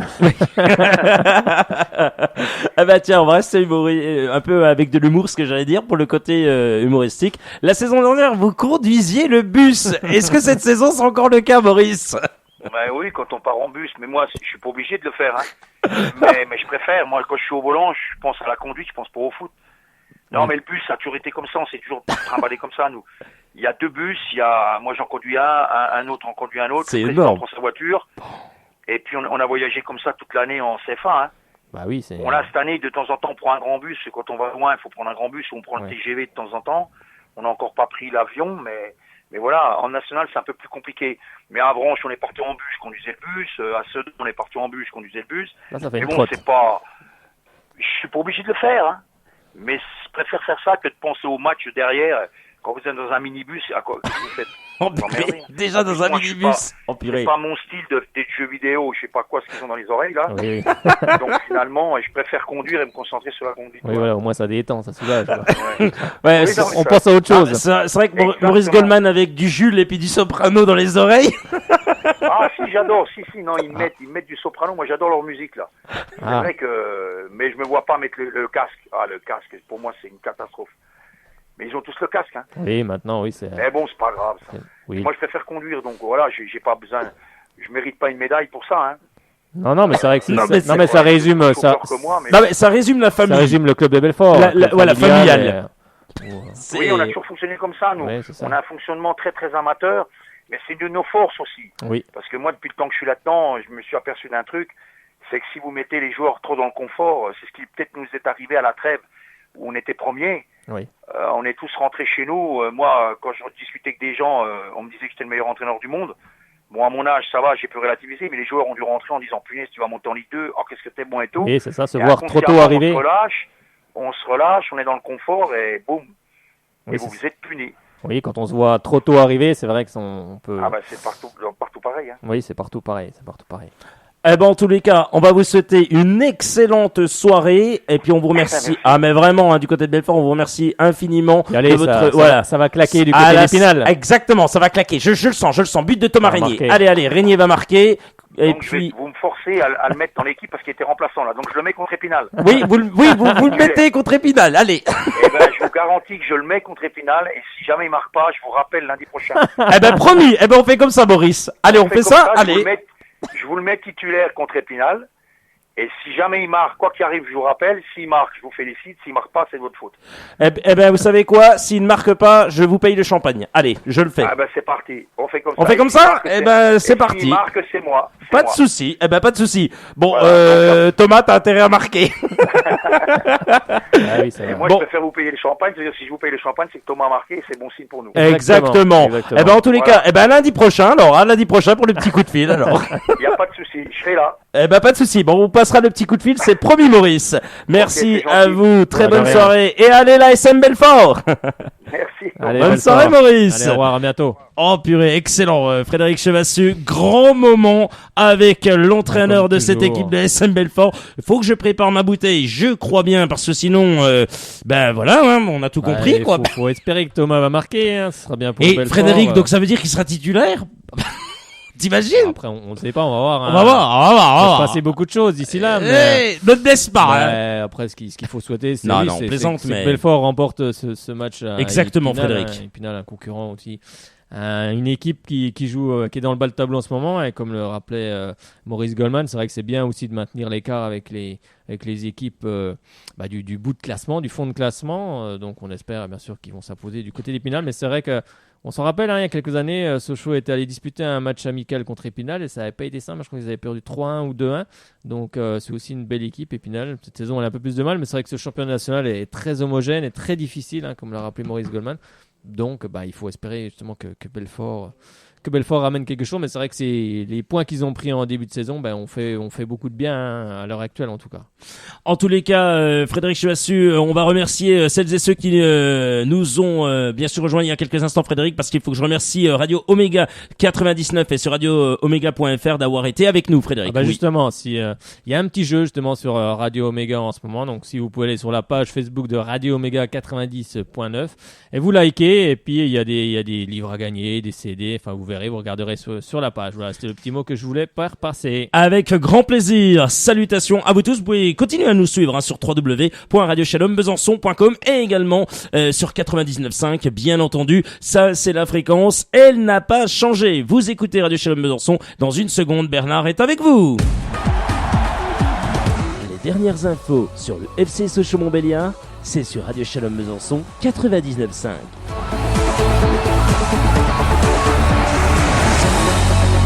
Merci à vous d'avoir choisi Radio Shalom Besançon. Qu'ensemble 30 minutes et tout de suite on va accueillir Bernard au téléphone. Bonsoir à vous Bernard. Bonsoir Guillaume, toujours fidèle au poste. Exactement. Bonsoir ami Bernard.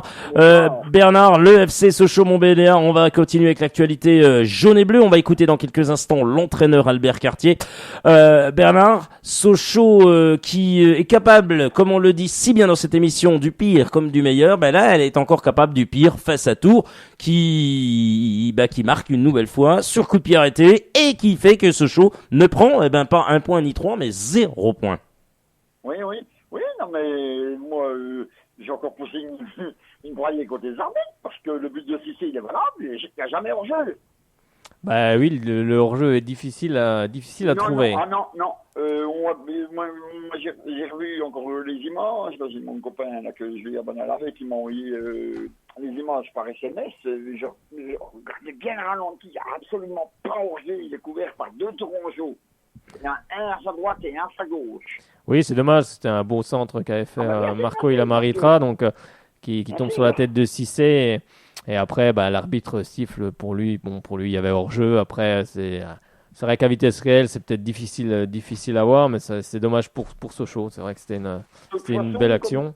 De toute façon, comme je dis, il faut la vidéo, c'est tout. Le moindre arbitre qui fait une erreur, on le sent. Ça arrivera pour la saison prochaine apparemment. Il faut, parce que c'est plus possible, quoi. Oui. Possible.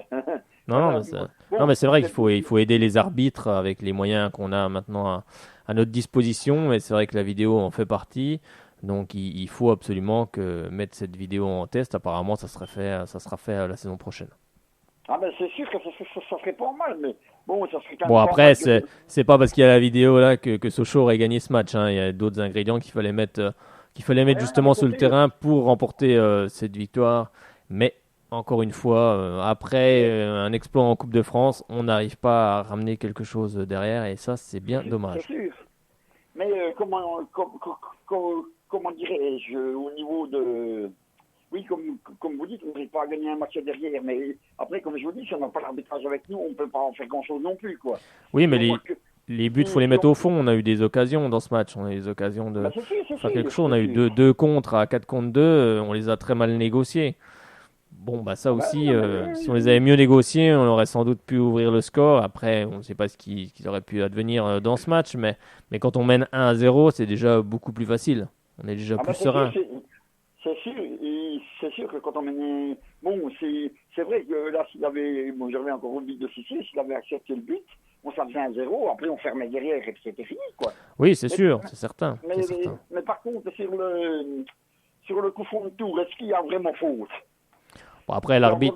C'est encore difficile à dire, ça. Après, l'arbitre siffle, donc du moment que c'est sifflé, donc il y a coup franc, et après, il faut justement être concentré devant son but, prendre les joueurs au marquage, et là il y a encore une grosse erreur de marquage. De toute façon, comme l'a dit Laurent Goisy après le match, il dit on l'avait travaillé cette semaine à l'entraînement, Marco Simone les avait fait travailler là-dessus, parce qu'on sait que souvent le football maintenant ça se joue aussi sur des coups de pied arrêtés, et c'est exactement ce qui s'est passé, on a Tekieu qui saute mais qui n'arrive pas à avoir le ballon. Aguazi passe devant Marco et c'est fini, du moment qu'il passe devant, il la prend de la tête et puis Werner ne peut rien faire. Après, est-ce que Werner aurait dû sortir ou pas?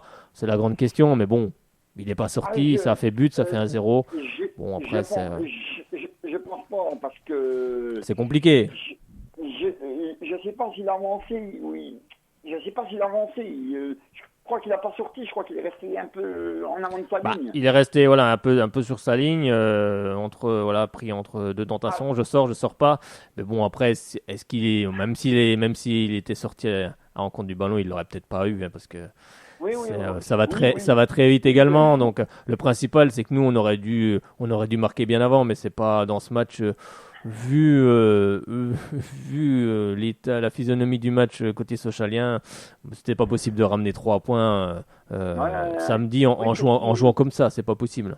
C'est ce qui marquait sur l'Est républicain d'hier, qu'apparemment par rapport au match à Nantes, ils étaient méconnaissables ce soir. Oui, ça n'a rien à voir, mais ça a rien à voir. Même après la qualification contre Monaco, on avait été joué à Dijon, on avait vu une belle équipe socialienne. Là, j'ai pas du tout retrouvé l'équipe socialienne que j'avais vue justement après l'expo à Monaco et contre le match à Dijon. J'ai pas du tout reconnu l'équipe, ça avait absolument rien à voir, rien. On retrouve l'équipe qu'on avait jouée au Paris FC, par exemple, hein, où c'était catastrophique. Et c'était un peu, on a retrouvé un peu ça. Donc, Mais finalement, on a encore un peu de la chance parce que devant, ça gagne pas trop. Ça gagne pas, mais il y a déjà 3 points d'écart. Donc, ils ont repris ce week-end. Les autres équipes ont pris 1 point sur nous. Bon, le week-end dernier, c'est nous qui avions pris 1 point. Maintenant, c'est eux qui ont pris 1 point sur nous. Mais maintenant, on est à 3 points de Niort. Donc, il faut maintenant absolument gagner des matchs. C'est plus parce que.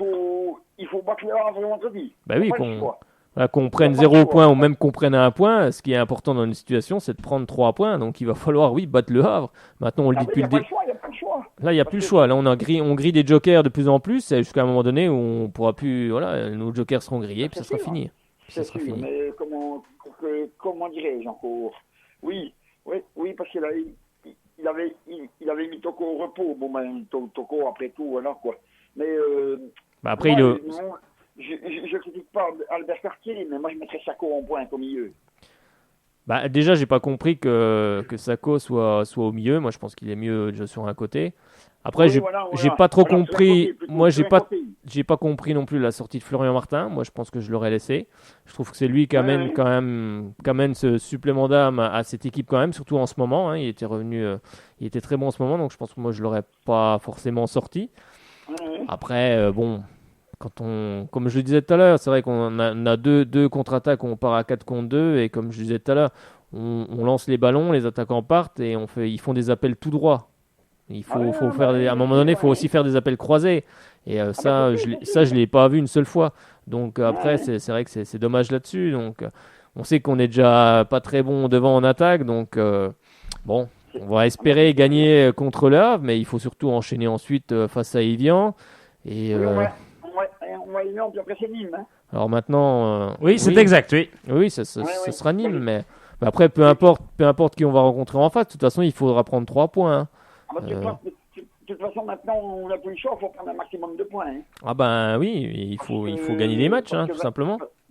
Parce que 25 admettons qu'on se réveille à la 35e journée, c'est mort. Quoi. Ah ben après, tout va dépendre de nos concurrents. Tout va dépendre de nos concurrents directs, hein, qui ont aussi un gros parcours. Hein. Niort a quand même, après le Paris FC, là, Niort va se déplacer 2 fois, dont une fois à Metz. Hein. Ils ont un parcours aussi très très compliqué. Hein. Ça sera pas simple non plus pour eux. Metz et puis Nancy, je crois. Hein. Oui. Donc, ça sera pas facile non plus pour eux. Ça sera compliqué aussi pour Créteil, qui a aussi un parcours compliqué. Enfin bref, de toute façon, ça va être compliqué pour tout le monde. Hein. Et comme on l'a dit, ça se trouve, on va se sauver au dernier match contre Clermont. Qui sait ? Qui sait ? Je pense. Mais ça serait quand même bien de se sauver avant. Ah bah ça serait bien. Ah ben ça serait quand même bien mieux. Pour le cœur des gens. Pour le cœur des gens, parce que c'est vrai que on en a un peu tous un peu marre, je pense. Ah ouais, non, mais c'est vrai. Moi je sais pas, moi je commence à en avoir un peu marre. Je vais y aller vendredi contre le Havre. Oui, on y sera vendredi. On y sera. Je serai aussi vendredi, bien sûr, on y sera tous. Mais c'est vrai qu'il y a un petit ras-le-bol qui s'installe quand même. Hein. Ah ouais, non, mais c'est sûr que voilà, c'est sûr quoi. On se dit que je reviens sur ce que vous disiez. Moi j'aurais laissé Martin jusqu'à la fin quand même. Hein. Après, je critique pas Albert Cartier. Après, il a fait son choix. Oui, après, c'est l'entraîneur qui fait ses choix suivant ce qui se passe la semaine. Hein, l'entraînement aussi également. Mais puis, il était obligé de préserver aussi quelques joueurs. C'est vrai que la coupe, physiquement, ça tire aussi quand on joue le maintien depuis le début de saison. Et physiquement et mentalement, c'est dur également. Mais c'est là aussi qu'on va voir quelle équipe va se sauver. Ça va se jouer aussi là-dessus, hein, sur le mental et bien sûr le physique. Mais souvent, l'un va avec l'autre. Donc, question mentale, là... Je pense que Niort, ils sont plus faibles que Sochaux, mais c'est vrai que... Ouais, mais...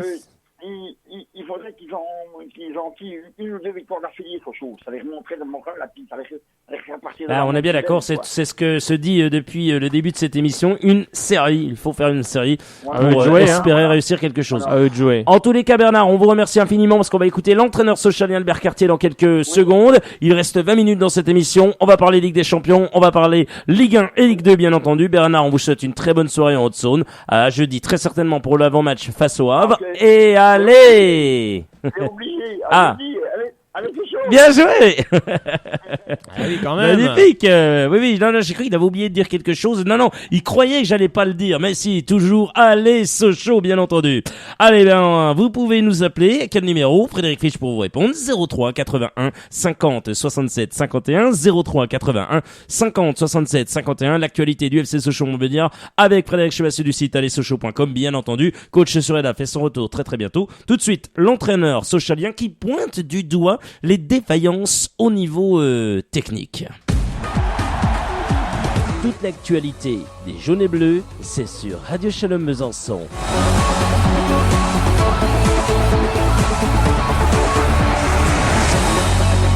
Non, je ne trouve pas que l'équipe était fatiguée. Non. Je crois que c'est la fatigue qui puisse expliquer cette défaite.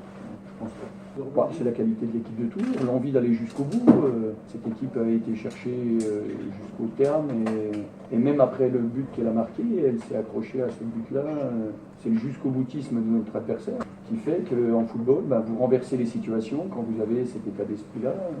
Nous, on a besoin de travailler, on a besoin de travailler nos enchaînements, on a besoin de travailler et on sera récompensé quand on aura assez travaillé.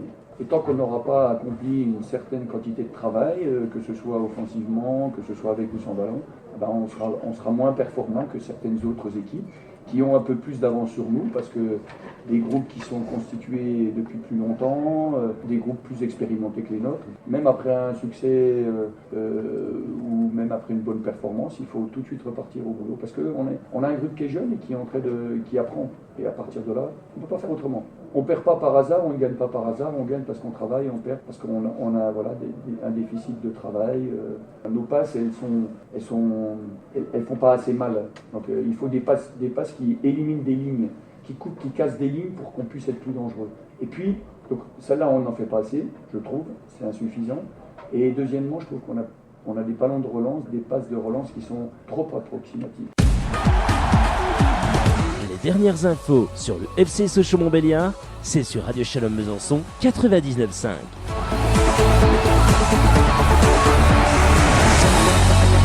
L'entraîneur du FC Sochaux Montbéliard, Albert Cartier, à l'issue de cette rencontre face à cette équipe tourangelle, effectivement, ça passe par la bonne méthode, surtout avoir de la technique. Et Sochaux n'en a pas eu vraiment. Sochaux essoufflé, Sochaux fatigué, Sochaux qui rate un petit peu tout et pas assez de passes dans les pieds, claqué, dosé, ce qui a aussi mis en difficulté cette équipe jaune et bleue à commettre aussi des fautes parce que quand on est dans la difficulté, on fait des fautes forcément, ça on le sait. Allez, on accueille sans plus attendre Dominique qui nous appelait au 03 81 50 67 51. Elle qui était du côté du Forest comme tu en as parlé tout à l'heure, Frédéric Chassu pour le Racing Besançon qui affrontait les Verts, non pas de Christophe Galtier, mais il était là, hein, Totof, la galette était bien là pour aller encourager et voir son équipe réserve de Saint-Etienne. Bonsoir à vous Dominique. Bonsoir. Comment allez-vous Dominique? Dans un sens ça va, mais alors dans l'autre. Oui, on en prend 3 hein, du côté du Racing Besançon. On prend 3 buts encaissés par Sébastien Caleras notamment. Tu as perdu quelque part tous les deux clubs ont perdu puisque Tours a gagné Dominique. Eh oui, les Tourangeaux. Ah oui, c'est vrai que vous êtes Tourangelle vous. C'est vrai. Oui, Tours. À chaque fois pour vous embêter parce que j'en ai rien à faire finalement du FC Tours. Je sais même pas. À chaque fois. Vous êtes incroyable. C'est vrai que chaque année, c'est le même truc. Non, voilà. Alors, l'équipe du Racing Besançon, non, voilà, sérieusement, vous avez vécu le match. Racontez-nous un petit peu cette journée, comment ça s'est déroulé. Vous êtes parti en bus, à quelle heure? Racontez-nous, Dominique. Alors, on est parti à 8h passées. Ouais. 8h15, on va dire. Bon. Et Ensuite. on est arrivé à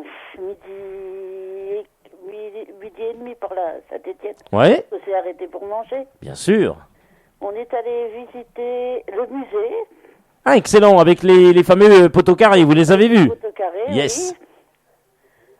Oui. Après, on est allé au match, évidemment. Ah oui, quand même. L'histoire, c'était d'aller au match, quand même. Bah oui, un petit peu.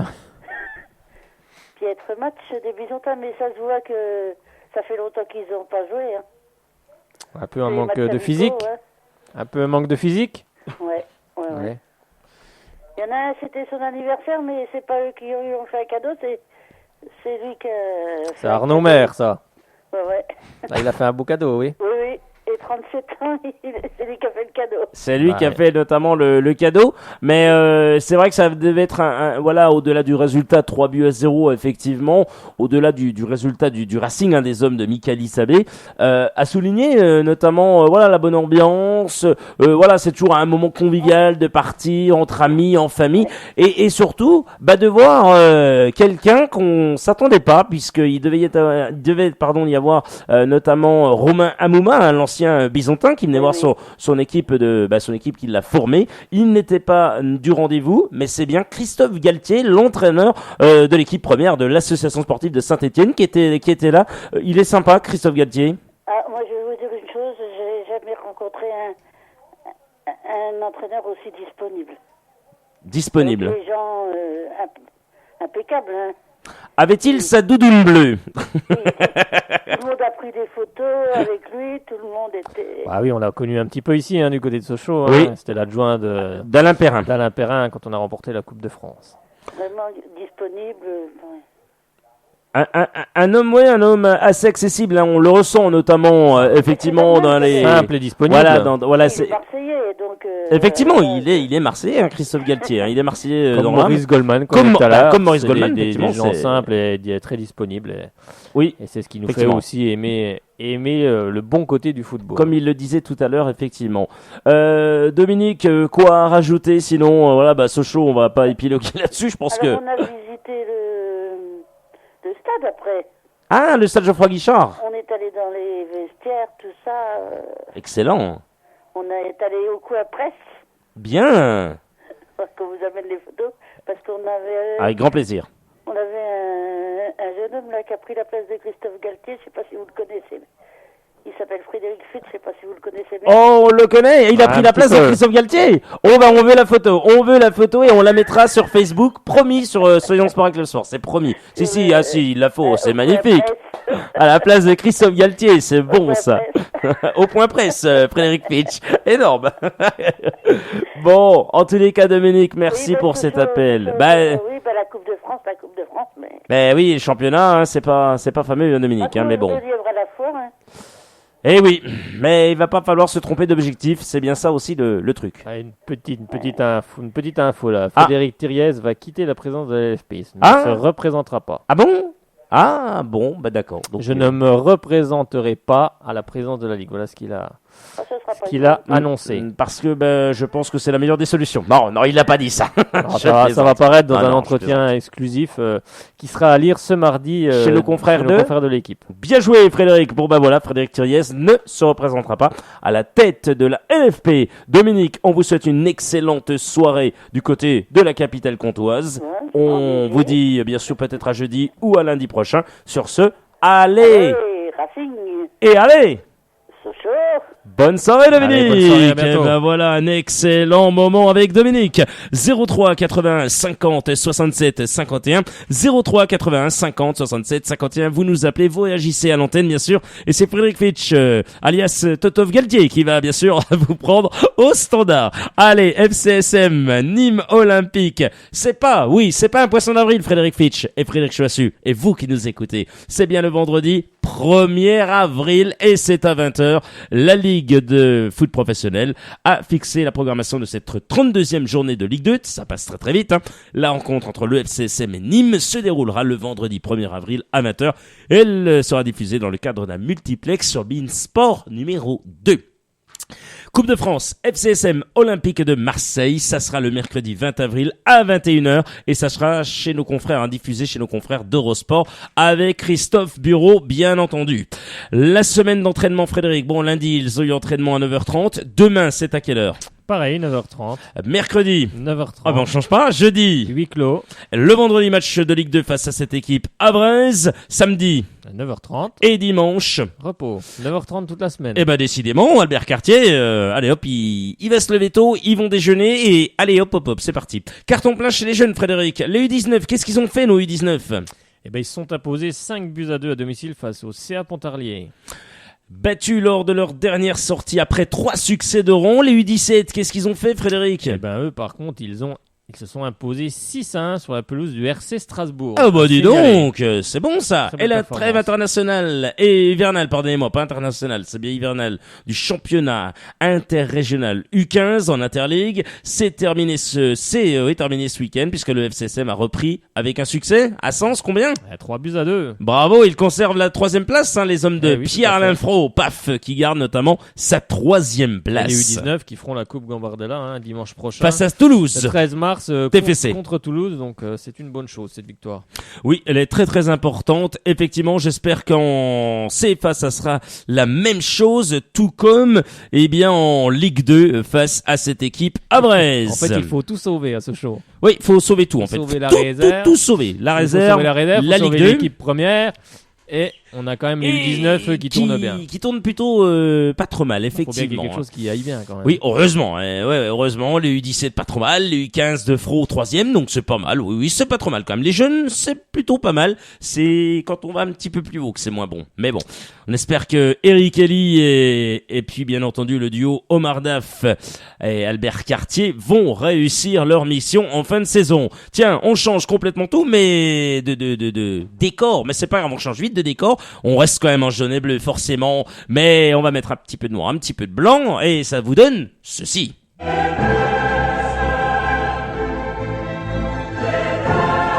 Ligue des Champions. Le débrief.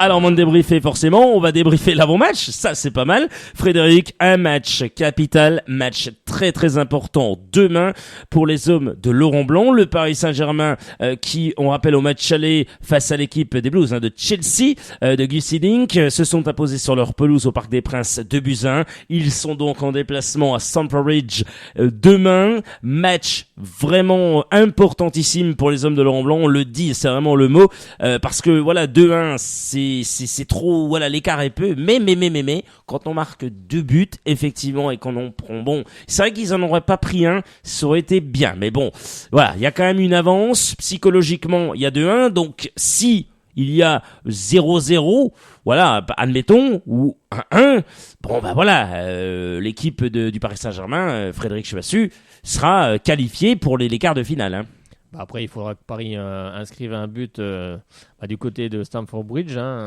Donc, ça sera pas mal. Ça serait pas mal. Il faut marquer au moins un but. C'est vrai qu'ils ont pris le but qu'il ne fallait pas prendre à domicile. On sait très bien qu'en Ligue des Champions, l'important, c'est de ne pas encaisser de but à la maison.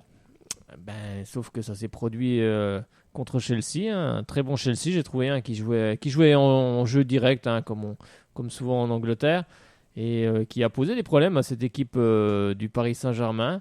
Mais c'est Paris qui l'a emporté 2-1 grâce à un beau but d'Edinson Cavani en fin de match.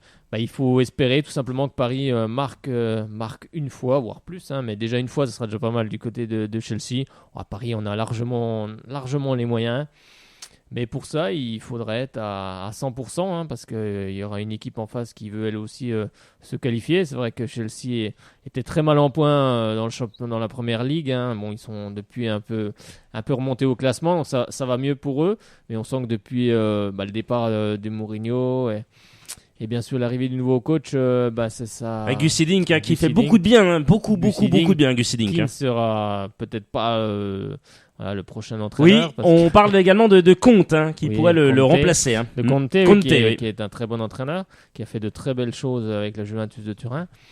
Donc après sur ce match, il faudra que Paris marque tout simplement, marque des buts. Donc ça, ils sont capables de le faire et il faudra espérer aussi pour le football français que Paris gagne, hein, parce que Paris s'impose et surtout que Paris se qualifie, hein, car pour le moment les seuls à ramener des points, ce sont les Parisiens et le Paris Saint-Germain. Donc après, on a beau certes avoir des critiquer cette équipe, mais il faut quand même savoir que c'est la seule qui va ramener des points pour la France. Donc il faut aussi soutenir cette équipe parisienne pour qu'elle s'impose et puis justement qu'elle se qualifie. Frédéric Chassu, Lucas préféré à Cavani contre Chelsea ou pas? Toi, si t'es Laurent Blanc, tu alignes Lucas à la place de Cavani ou tu laisses Edinson Cavani? C'est vrai que Lucas a fait des très bons matchs, hein. Il a fait des très bons matchs pour le moment. Donc apparemment Laurent Blanc le préférerait à Edinson Cavani. Après, on va voir si c'est vraiment vrai quand on aura la feuille de match et qui sera alignée dans les 11 parisiens. Mais c'est vrai qu'il a fait des très bons matchs pour le moment, donc ça serait logique qu'il soit aligné.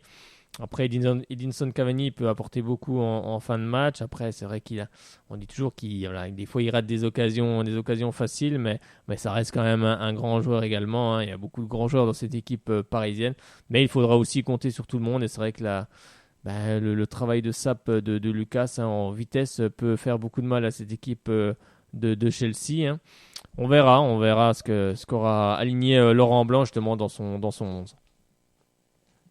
Frédéric Chevassu, effectivement, on va également parler de Verratti, hein, Verratti qui veut éviter le désastre à Chelsea. On aurait pu faire mieux au match aller, mais on ira à Londres pour jouer notre football. Si on ne fait pas ça, on risque d'avoir des problèmes à confier l'Italien dans un entretien accordé au Guardian.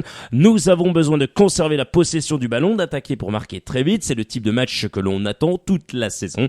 Être éliminé en Ligue des Champions serait un désastre. Voilà, donc il va falloir éviter ce désastre pour l'ami Marco Verratti. Ligue des Champions, Paris Saint-Germain qui se déplace à Stamford Bridge, donc Chelsea, PSG, demain bien entendu. Un match capital pour les hommes de l'an blanc. On verra si ça va leur sourire ou non. Allez, à nouveau, on change de décor. Vous pouvez comme nous appeler toujours au 03 81 50 67 51. Frédéric Fitch pour vous répondre, bien entendu.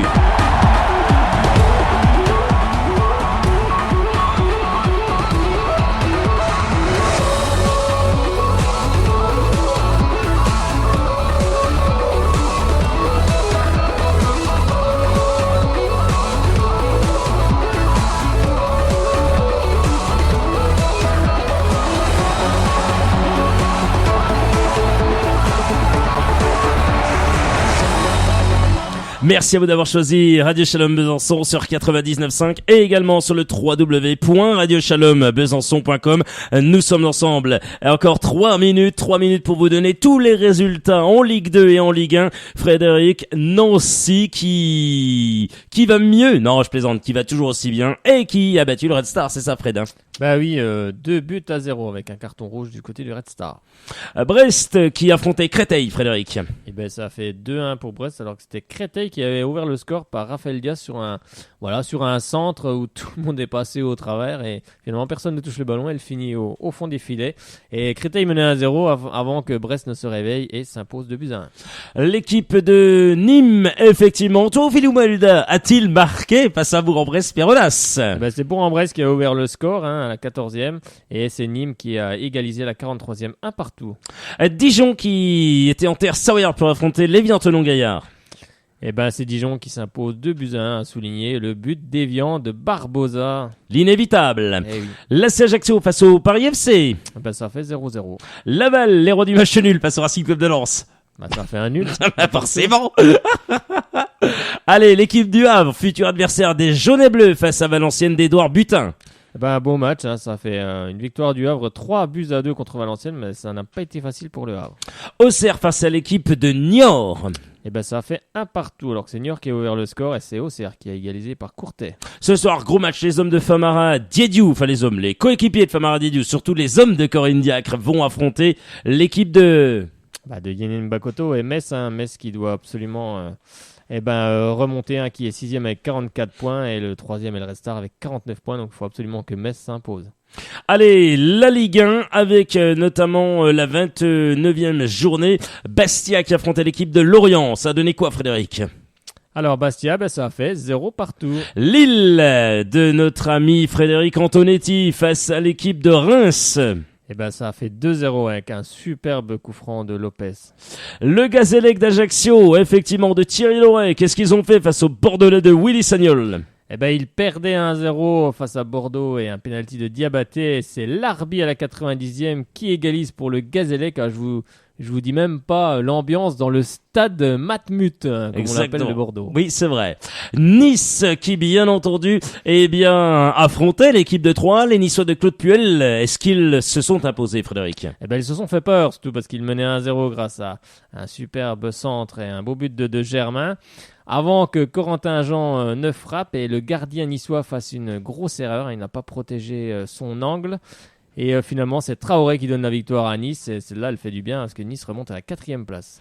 Allez, Frédéric, on continue avec notamment Angers face à l'association sportive de Saint-Etienne de Christophe Galtier. Ça a fait 0 partout alors qu'Angers a eu des grosses occasions.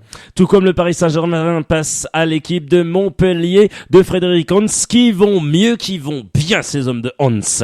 Allez, il y avait notamment 3 matchs d'hier, bien sûr dimanche. L'Olympique de Marseille face à l'équipe de Toulouse de Pascal Duprat, mais sans lui pour raison de santé, un petit malaise. Il était donc à l'hôpital. C'est Mickaël Debève, l'ancien Lensois et Toulousain. Forcément, il a joué là-bas. Il est resté. Il est adjoint de Pascal Duprat, forcément. On lui souhaite d'ailleurs un bon rétablissement. Exactement, Pascal Duprat. Prompt rétablissement. Ça donnait quoi face à l'OM de Mitchell ? C'est Toulouse qui menait 1-0 et finalement Marseille arrache son match nul grâce à un but contre son camp des Somaliens. Allez, les 2 cartons du championnat de France de Ligue 1 avec notamment cette 29e journée. Ça va tout droit pour Rennes et Lyon. Rennes qui cartonne l'équipe de Nantes. Finalement, gros derby. L'élimination en Coupe de France n'a pas fait du bien à Nantes car Rennes s'impose 4-1 avec un triplé de Dembélé. Suivi par Barcelone notamment. C'est un excellent joueur. Lyon d'Alexandre Lacazette. Est-ce que ça va mieux pour Lacazette ? Oui, ça a l'air d'aller beaucoup mieux pour lui. Oui, ça va mieux avec un doublé pour Lacazette et surtout une victoire 5-1 avec un but pour Guingamp de Erding, l'ancien Sochalien. Et c'est pas très bon pour Guingamp dans l'optique du maintien.